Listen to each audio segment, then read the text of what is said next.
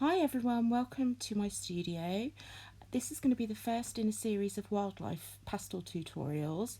I'm starting with a photograph that was taken by the photographer Jill Merritt, this lovely mouse. She's a photographer over on Wildlife Reference Photos for Artists, a Facebook page. So let's get started. I started by blocking in the eye just in black with a little bit of white for the highlight.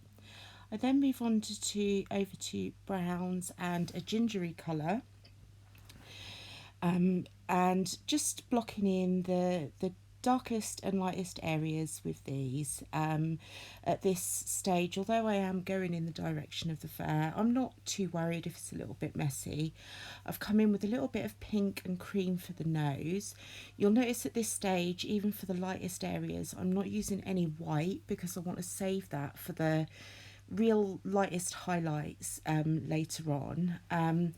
Here you'll see I just done an area where I noticed the fur changed direction in front of the ear, so I'm just blocking in the things that I see and the areas of light and dark, and building up lots of layers to create the illusion of depth within the fur. Now it's coming in with a slightly darker brown, and again with that ginger colour, just to heighten the contrast even more around the face. You'll notice I'm not coming in with a blending stub just yet on this piece because it is so small, so I didn't feel it was really necessary just to keep blending out those layers on such a small piece. Now just blocking in around an area of white, and where the fur sort of really gradually changes from a white into a darker area. So now using a reddy brown around the side of the nose where I notice that that's a lot richer in tone around there. Still building up lots of layers and depth, and you know, just to give that illusion of real depth within the fur. Again, sort of around behind the ear, I'm just looking out for any areas where the fur changes direction. The fur is very short, so my strokes are all very short, probably only no more than sort of up to about 2 millimeters long. It's quite hard to see with the video zoomed in quite how short those individual hairs really are. Now sort of detailing around the ear with the dark red and some flesh colours, and the ginger again, just so it all ties in nicely together. For the highlights in this area, I'm using the real palest grey and the ivory colour that they use, that they sell with the carbothello pencils, because I'm still wanting to reserve those whitest highlights for the end. Now building in more darker colours along the side. As I have already now got a few layers down on the face, I'm now moving more into a stage where I'm refining what I've already got. So and starting to stretch it out through the body a little bit. So I'm now moving down onto that shoulder area, building up more highlights within the fur on the side of the face, and just any little details that where I notice that maybe there is some more highlights within the fur. I have come in with a little bit of black there because it does get much darker along that area behind the ear. Now for his little hand and arm, I'm just coming in with a couple of different flesh tones and blending it with the orange because it is so small, it doesn't need a huge amount of detail, and I felt that if I tried to get too much detail into that area, it would overcomplicate it and detract from the actual mouse more to the fingers. So I've tried to simplify that as much as possible. And as I now move through the body, the fur strokes are longer, still concentrated in the direction that they need to go in, but more, even more so, just lengthening them slightly and being really careful to create the highlights and shadows within the shoulder, because that is what will create the illusion of a 3D form on the page. underneath his tummy, I'm having to come in with a lot of grey down there. I'm still not using any white pencils, even though the fur on his tummy is white.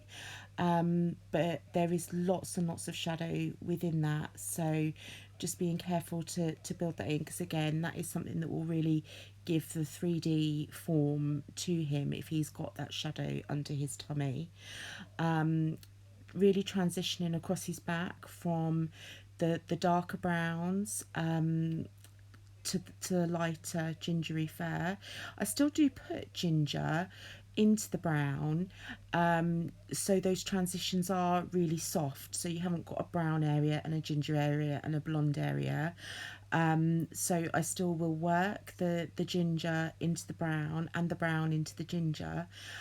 So those transitions are really, really soft and really, really gradual. Coming in with that, I'm not sure if it's a really light yellow or possibly a cream maybe, but I'm using that quite a lot down that side as well, just to help with that transition between the darker and the lighter fur. Um, and you can see now I'm coming in with the darker pencil to darken some of the lighter bits. Again, with the foot, just very, very basic, and not putting a huge amount of detail into there at all. Yeah, so just a bit more refinement around that foot, just a little, you just need a couple of flesh tones and a highlight and a shadow, and exactly the same with the tail. Not a huge amount of detail needed in there at all. Moving on to the cornstalk, the easiest way to draw this is if you look at each piece as an abstract shape. Don't become overwhelmed by this huge head of corn that is in front of you. And I'm literally using a brown, a cream, a light grey, and I think an ivory colour.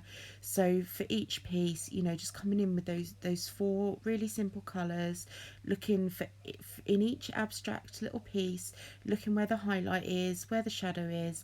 So the main colour of each piece is that creamy ivory colour, but around that will be the area of shadow, and in with the area of highlight. I will come in right at the very end with some white, just to highlight the very, very whitest pieces. But to really create the depth in the corn, it's looking for the shadows between each piece, and not making each piece too uniform and too neat, because it's the same with flowers. Each petal isn't the same, and it's the same within these pieces of corn. So the technique of how you build each piece up will be very, very alike from piece to piece, but just look at each little piece of corn as an abstract shape. And when doing this, really, each the head of corn hasn't got to be exact to the reference. It will look fine if you do sort of like not put exact pieces in the right place. It really won't be the end of the world if you put a piece in and think, oh, I've done one wrong. It won't matter, and nobody will notice that. So just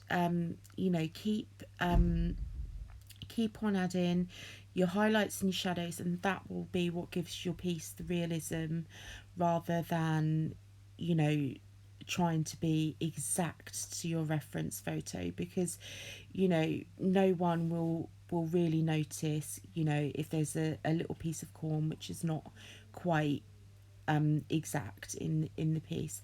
Oh, I did forget to say at the start, I did block in the background with some purple and blue pan pastels. I think I used a light purple and a dark purple, and a light blue and a dark blue, and I just worked that sort of like dark to light from the bottom to the top.